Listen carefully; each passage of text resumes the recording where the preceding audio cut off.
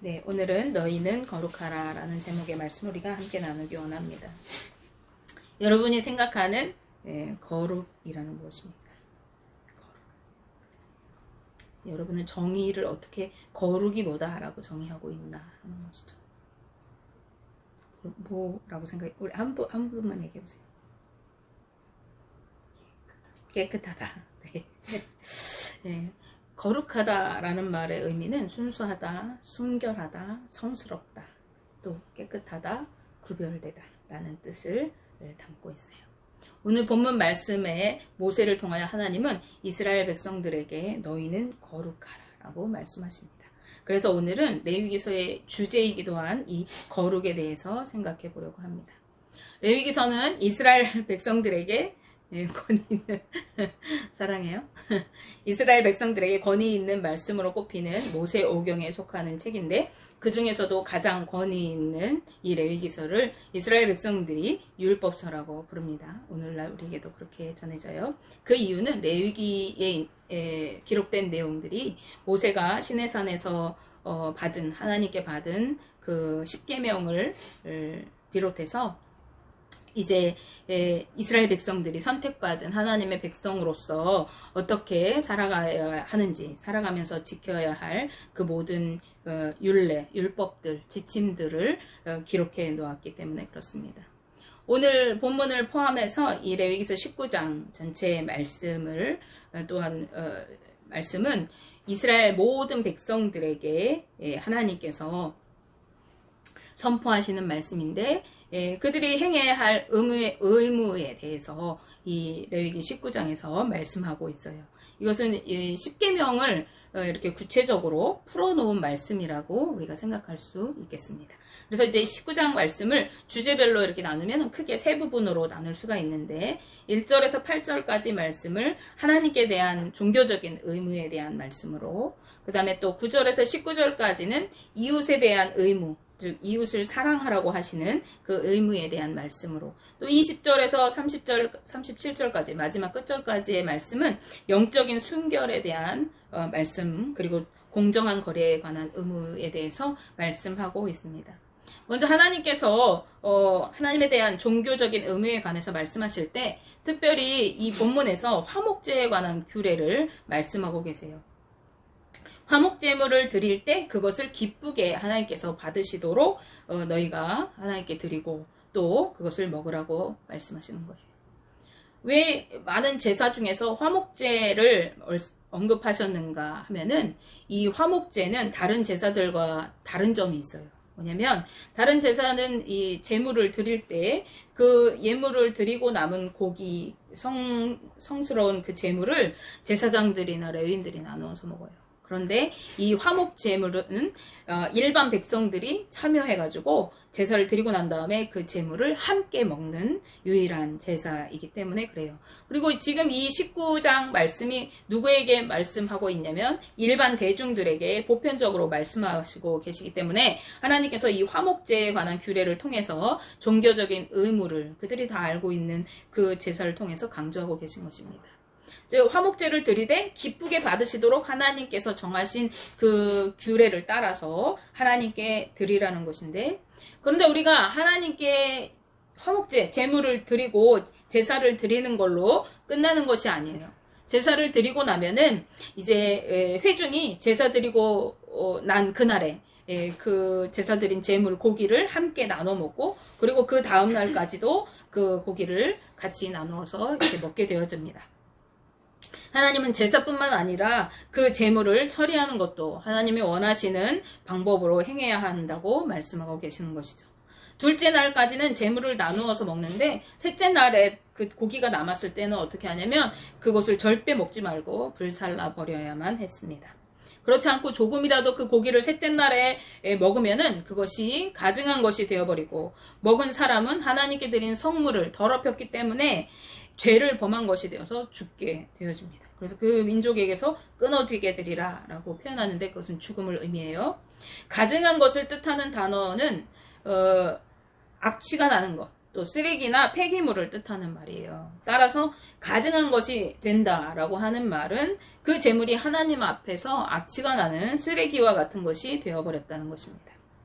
이것은 그 재물만을 뜻하는 것이 아니라 그 재물을 드린 예배자를 포함하는 내용이에요.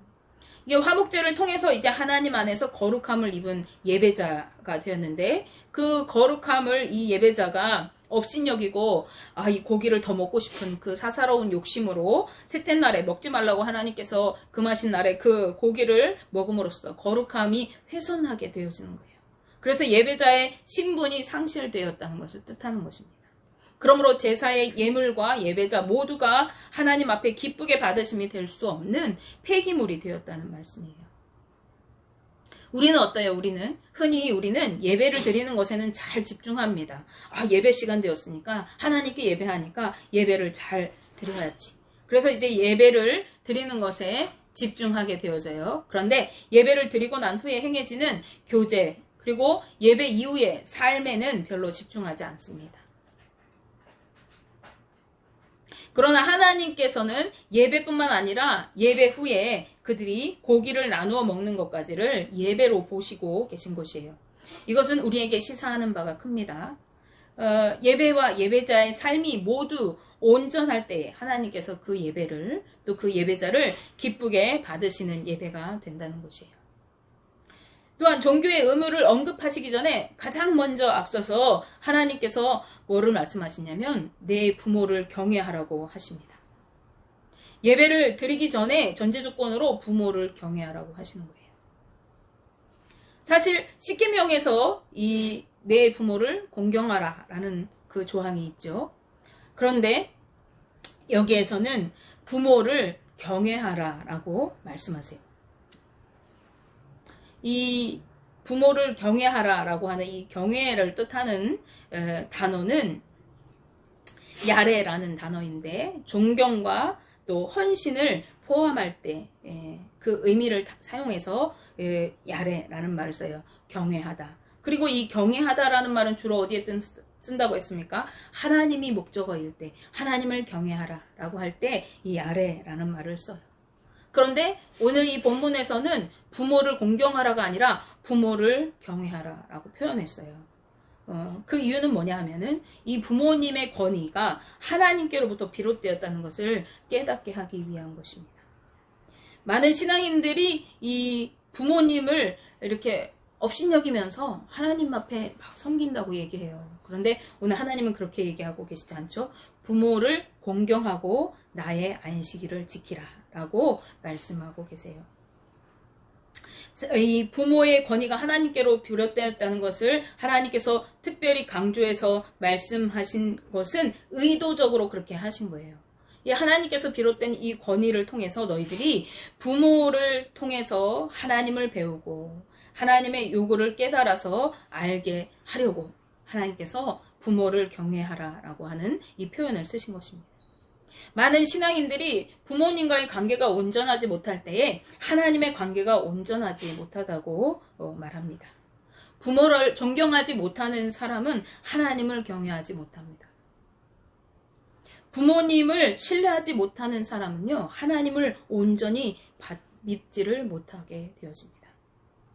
오늘 본문 말씀에서 하나님은 부모를 경외하고 나의 안식일을 지키라고 말씀하심을 통해서 예배와 함께 삶의 모습도 중요하다는 것을 말씀하시는 내용인 거예요. 또한 헛된 것들에게 향하지 말고 너희를 위해서 신상들을 부어 만들지 말라고 말씀하십니다. 하나님에 대한 의무에 대해서 말씀하실 때 하나님께서 예배뿐만 아니라 예배의 삶을 말씀하시고 그 삶의 자리에서 너희가 헛된 것들을 따르지 말고 하나님을 섬길 것을 말씀하세요. 너희를 위해서 신상을 부어 만들지 말고 어떠한 형상들을 만들지 말고 하나님을 섬기라고 하세요. 이것은 하나님을 향한 마음을 헛된 우상에게 빼앗기지 말라고 하시는 말씀입니다. 아무리 하나님의 형상이라고 한다고 해도 그 우상이 하나님의 모든 속성을 다 담을 수가 없어요. 뿐만 아니라 오히려 하나님의 속성을 이 우상이 왜곡해서 하나님에 대한 그릇된 생각을 우리로 하여금 갖게 하는 것입니다. 그렇기 때문에 하나님께서는 당신을 드러내실 때에도 하나님의 어떤 형상으로 짠 하고 이렇게 모양을 나타내시는 것이 아니라 말씀을 통해서 자신을 드러내셨어요. 그리고 신명기서 4장 15절 말씀에 이렇게 말씀하세요. 여호와께서 호렙산 불길 중에서 너희에게 말씀하시던 날에 너희가 어떤 형상도 보지 못하였은즉 너희는 깊이 삼가라 라고 말씀하세요. 우리는 눈에 보이는 어떤 것을 섬기고 따를 것이 아니라 헛된 우상에게 미혹될 것이 아니라 하나님의 말씀을 믿고 따라서 살아가야 하는 것입니다. 우리의 하나님을 향한 믿음 그리고 그 온전한 예배가 완성되어지는 것은 예배와 예배에 뒷받침되어지는 삶이 되어져야 하는 것이죠. 다음으로 두 번째, 이웃에 관한 의무에 대해서, 즉 이웃을 사랑하는 것에 대해서 하나님은 말씀하세요. 18절 말씀을 우리가 보시면 원수를 갚지 말며 동포를 원망하지 말며 내 이웃을 사랑하기를 내 자신과 같이 사랑하라 라고 말씀하십니다. 이웃을 내 자신과 같이 사랑하라, 우리가 많이 들었던 말씀입니다. 이건 그냥 사랑하는 것에서 그치는 것이 아니라 자신을 사랑하는 것처럼 사랑하라고 말씀하세요. 그리고 9절에서 18절까지 말씀에는 이웃 사랑에 관한 행동 요령들을 구체적으로 자세히 말씀해 놓으셨습니다. 그런데 이때 하나님께서는요, 반복적으로 말씀하시는 것이 있어요. 이 하나님의 이웃을 사랑하는 행동 요령 말씀하실 때마다 그 뒤에 꼭 이어서 말씀하시는데 뭐라고 말씀하시느냐? 나는 너희의 하나님 여호와니라. 나는 여호와니라. 아멘. 나는 여호와니라. 나는 너희 하나님 여호와니라 라고 여러 번 말씀하세요. 이 말씀은 무슨 뜻이냐면 지금 너희에게 말하고 있는 나는 바로 너희의 하나님 여호와다. 너희를 구원해낸 구원자, 능력의 팔로 너희를 인도하는 너희의 하나님이 바로 지금 말하고 있다 라고 하는 말씀입니다. 이것은 지금 하나님께서 이스라엘 백성들에게 하시는 말씀의 중요함, 그 말씀의 무게에 강조하시기 위해서 그렇게 말씀하고 계시는 것이에요. 그래서 이것은 지금 하나님께서 이스라엘 백성에게 하시는 말씀이 얼마나 중요하고 그들이 꼭 지켜야 하는지를 강조하시기 위한 표현인 것이죠. 나는 너희의 하나님 여호와다 라는 것입니다. 그 구체적인 내용에는 5가지가 등장해요. 5가지 이웃을 사랑하는 방법이 제시되어 있는데, 첫째는 추수할 때 너희가 풍족한 소득이 있을 때에 가난한 자와 거류민을 생각하라. 그들을 기억하고 자비를 베풀어라 하는 것입니다. 가난한 자와 거류민의 공통점이 있어요. 뭘까요? 가난한 자와 거류민. 뭐가 있을까요? 네? 집은 있겠죠. 이들은 거주하면서 농사지어서 소득을 얻을 땅이 없어요. 그러니까 일정한 어떤 소득이 없는 거죠. 그렇기 때문에 하나님은 이들을 너희가 곡식을 거둘 때, 또 과일을 거둘 때 이들을 기억해서 다 깨끗이 싹 거두지 말고 남겨둬. 귀퉁이 쪽은 남겨두고 과일도 다 따지 말고, 혹시 이렇게 곡식을 거두다가 이삭이 이렇게 떨어지면 그거 이거 떨어졌네 이렇게 줍지 말고 그냥 내버려 두라고 하는 거예요. 그래서 이 가난한 자들과 거류민들이 너희들과 함께 먹고 살게 해주어라 하는 것입니다. 근데 어려운 이웃들을 위해서 자신의 곡식과 과일을 거둘 때 이렇게 밭에 남겨두거나 나무에 이렇게 남겨두는 그 행위는 어떤 특징이 있냐면 생색을 내지 않는 거예요. 도와주되 생색을 내지 않는 거예요. 이 밭에나 그 과수원에 과일이나 곡식을 놔두는 것은 누구라도 와서 그것들을 가져가게 하는 거죠. 그래서 가져가는 사람도 또 밭 주인인 그 주는 사람도 누가 가져가는지 누가 주는지 알 수 없게 하는 거예요. 주님은 구제할 때에 우리에게 뭐라고 하셔요? 오른손이 한 일을 왼손이 모르게 하라라고 말씀하시는 거죠. 그런데 우리는 어때요? 사람들은 대부분 남을 조금 도와주면은 생색내기 좋아해요. 동네방네 막 생색을 내요. 사진을 찍어가지고 막 신문에 내는 광고를 내는 사람들도 있어요. 받는 사람이 그 모습을 같이 사진 찍고 막 그렇게 하는 모습을 보면 얼마나 민망하겠어요. 받는 사람이 상처가 되고 또 주는 사람은 내가 이만큼 줬는데 생색내면서 교만해지기 쉽습니다. 그런데 하나님께서는 그렇게 하지 말라고 하시죠. 너희가 추수할 때, 너희가 풍족할 때 남겨두어서 누구라도 그것을 가져가고 상처받지 않고 그것을 누릴 수 있게 해주라 라고 말씀하십니다. 두 번째는요, 하나님의 이름을 욕되게 하지 말라고 말씀하세요.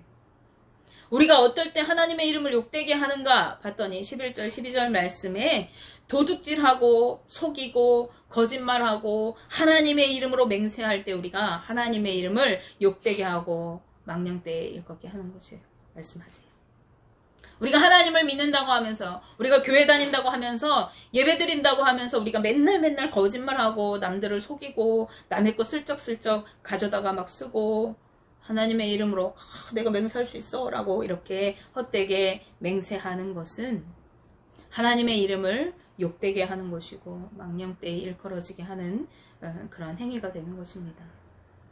그래서 우리 믿는 자들은 세상 그 누구보다도 진실하고 성실하게 그리고 정직하게 살아가야 하는 것입니다. 셋째로 우리가 하나님 앞에서 약자들을 존중하는 삶을 사는 것이 이웃을 사랑하는 우리의 의무인 것입니다. 나보다 신체적으로나 경제적으로나 물질적으로나 약한 사람들을 함부로 대하지 말라고 하나님 말씀하십니다. 약한 자라고 우리가 억압하고 착취하지 말아야 됩니다.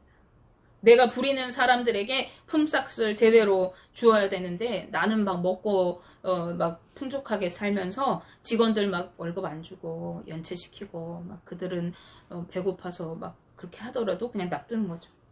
하나님이 그렇게 하지 말라고 하시는 거죠.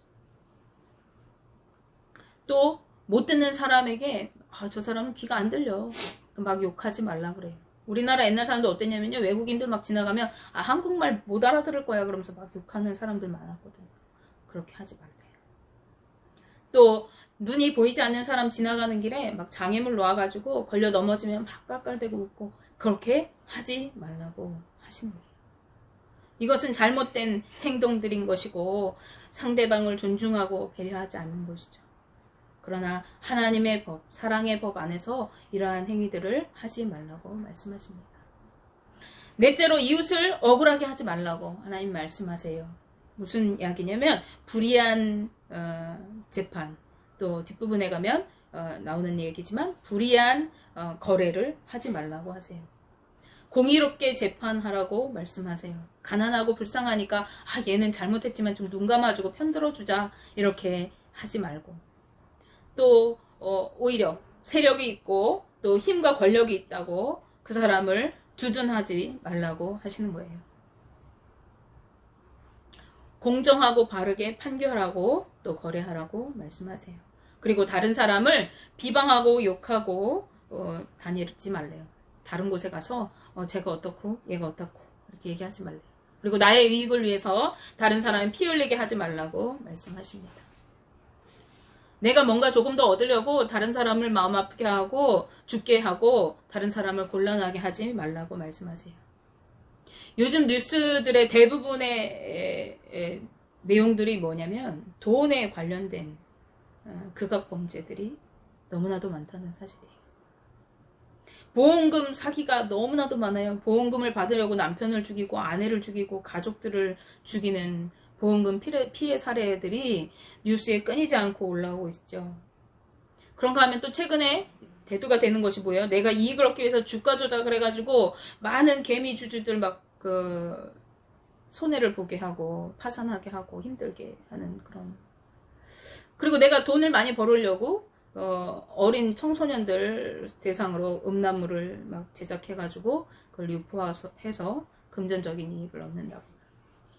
또 다른 사람들의 돈을 이렇게 갈취하기 위해서 보이스피싱 사기를 한다는 거. 예전에는 간단한 내용으로 이렇게 했지만 요즘에는 뭐 자녀가 납치가 되었다느니 뭐 이러한 아주 무시무시한 내용들로 부모들을 협박하고 위협해서 그 돈을 다 빼앗는 그런 내용들이 뉴스에 많이 등장하고 비일비재합니다. 이러한 사건들 모두가 상대방의 어떤 인권이나 삶을 무시하는 행위인 것이죠. 하나님은 이러한 삶을 살아가서는 안 된다고 말씀하세요. 마지막 5번째로 마음으로 사랑하라고 말씀하십니다. 행위뿐만 아니라 마음에서부터 형제를 미워하지 말래요. 그리고 반드시 그를 견책하라고 말씀하십니다. 즉 형제가 나에게 뭔가 잘못한 일을 행했어요. 그럴 때 마음으로 그를 막 미워하고 또 증오하고 원수 맺고 막 원한을 품고 내가 어떻게든지 안 갚음해 주려고 이렇게 하지 말고 반드시 그 사람을 견책, 꾸짖으라고 말씀하세요. 그러면 그 사람에 대한 죄를 네가 담당하지 않을 것이라고 말씀하시는 거예요.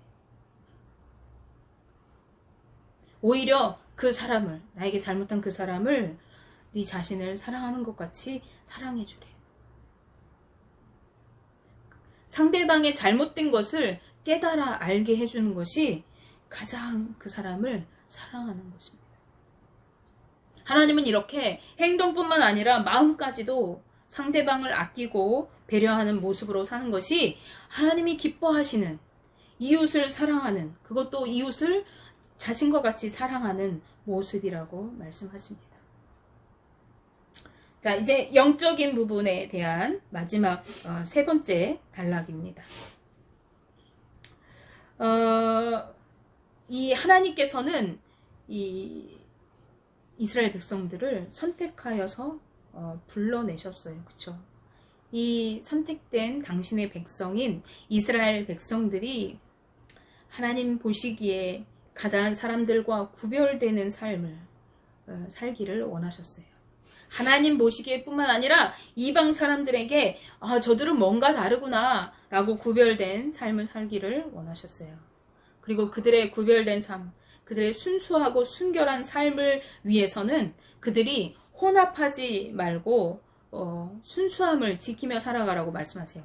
가장 대표적인 게 오늘 말씀에는 없지만 뭐가 있냐면 이웃 그 이방 민족들과 통혼하지 말라. 외국인들과 결혼해서 너희 그 혈통이 섞이지 않게 하라는 것이에요. 근데 혈통이 섞이지 않는 것뿐만 아니라 오늘 삶에서 혼합하지 말아야 할 것들을 이 말씀에서 계속 말씀하고 계셔요. 뭐냐면 한 밭에 두 종자를 같이 심지 말라. 또 동물을 뭐 예를 들어 개와 고양이를 서로 교미시켜서 혼합종을 만들지 말라. 이런 것이죠. 그리고 2가지 이상의 그 실로 이렇게 직조해서 짠 옷을 입지 말라 하는 것이에요. 그리고 집에 부리는 종이라고 할지라도 다른 사람에게 시집가기로 결정된 정혼한 종이라고 할 때에 그 여종과 함께 같이 동침하지 말고, 동침했을 때는 하나님 앞에 속건제물을 드려서 속죄하라라고 하십니다. 이러한 이 삶의 행태들은 이들의 삶이 순수성을 지키도록 강조하시기 위한 것이었어요. 하나님은 이스라엘 백성이 죄로 가득한 이 가나안 땅에 들어가게 되거든 그 삶에 그 사람들이 그렇게 아무렇게나 죄 지으며 살아가는 그 모습과 너희가 구별되게 다른 삶을 살아라 말씀하시는데, 이 삶의 태도뿐만 아니라 먹는 것도 구별하게 하세요. 그래서 이스라엘 땅에 들어가거든 3년 동안 그 이스라엘 땅에서 나오는 과일을 너희는 할례 받지 않은 것으로 여기고 먹지 말래요. 그리고 4년째 됐을 때 하나님 앞에 그것을 거룩한 예물로 드리고 5년이나 되었을 때 그때야 비로소 너희가 먹으라고 말씀하세요. 그리고 짐승을 잡았을 때에는 핏째 먹지 말라라고 하시는 거예요. 이게 삶의 양식뿐만 아니라 이들의 먹는 것을 구별하게 하신 것이죠. 그런가 하면은 이 삶과 먹는 것뿐만 아니라 이들의 어떠한 우상적인 문화, 그들을 따르지 않도록 점치지 말고 마술을 행하는 그런 행위들을 따르지 말아라. 그리고 이 고대 근동 지방에 사람들이 이렇게 죽게 되어지면, 자기 친한 사람들이 죽게 되어지면 몸에 문신을 하거나 머리를 이렇게 특이하게 자르거나 수염을 이렇게 자르거나 또 어떤 나라는 보니까 손가락을 가족이 죽을 때마다 이렇게 한마디씩 자르거나 이런 문화가 있어요. 이게 다 우상에 관한 문화죠. 이러한 행위들을 너희가 하지 말아라 라고 말씀하세요. 그리고 너희 딸들이 창녀가 되어서 음란하게 살게 하지 말아라. 여기서 창녀라고 하는 이 말은 뭐냐면 이게 몸을 파는 여인이잖아요, 창녀가. 그런데 이방 땅에서는 우상을 섬길 때 그 우상을 섬기는 그 행위의 마지막이 뭐냐면 그 제사를 집전하는 그 여사제하고 이렇게 섹스를 하는 거예요. 동침을 하는 거예요. 그게 우상을 섬기는 그 형식이에요. 그래서 그것에 비추어 볼 때 우상에게 드려지는 그런 삶을 살지 않게 해라 라고 볼 수가 있을 것 같아요. 근데 그 딸들을 창녀가 되게 함으로 통해서 그 이스라엘 백성들에게 음행한 그 문화가 퍼지지 않도록 하라고 말씀하시는 것이죠. 이것은 다 무엇을 위한 것이다? 영적인 순결함을 위한 것이에요. 그들의 삶을 구별하고 또 그들의 먹을 것을 구별하고 그들의 이방신을 섬기는 그 문화에서 그들이 떠나 구별되게 하시는 것은 이들이 영적으로 타락하지 않게 하시려는 것이에요. 오히려 영적으로 이들이 깨어있기 위해서 뭐라고 하시냐? 하나님께서 안식일을 지키고 성소를 귀히 여기라. 하나님의 전을 귀하게 여기라. 주의를 지키라 라고 말씀하고 계시는 거예요.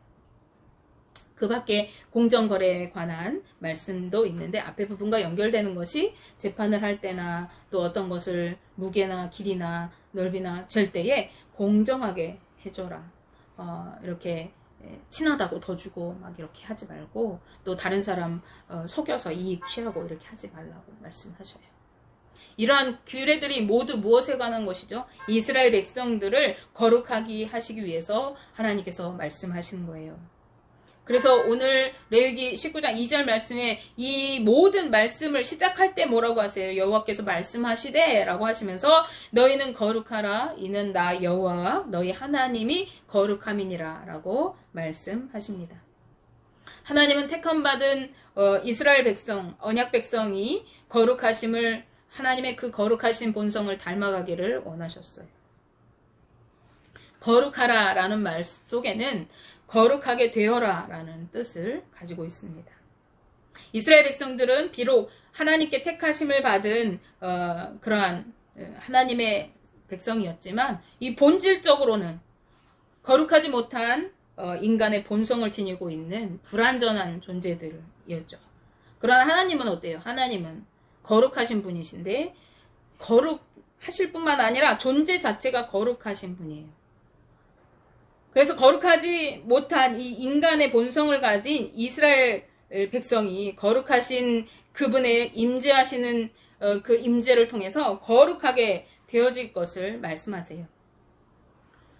하나님의 임재를 누리고 거룩하게 살아갈 수 있는 것은 그들이 죄의 본성을 따라 살아가는 것이 아니라 하나님의 말씀을 따라서 하나님의 임재를 누리며 경험하며 살아가는 때에 그들이 끊임없이 거룩하게 되어져 가는 것입니다.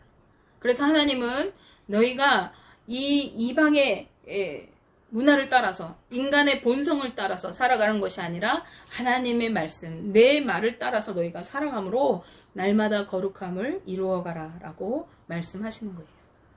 또한 거룩하다라고 말씀하시는 이 말씀에는 너희가 거룩하게 될 것이다 라고 하는 약속의 의미를 포함하고 있어요.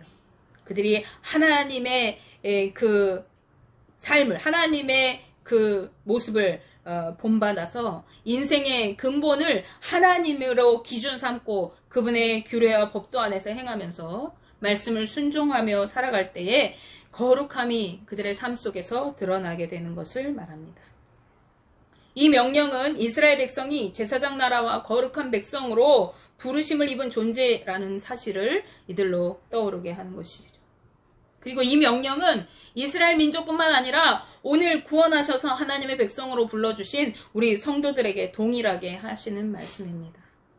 따라서 우리는 죄의 본성을 따라서 사는 것이 아니라 하나님의 말씀을 삶의 기준으로 삼아서 하나님의 말씀을 따라 살아갈 때에 하나님의 임재 안에서 하나님 기뻐하시는 거룩한 백성으로 살아갈 수 있게 되어지는 것입니다.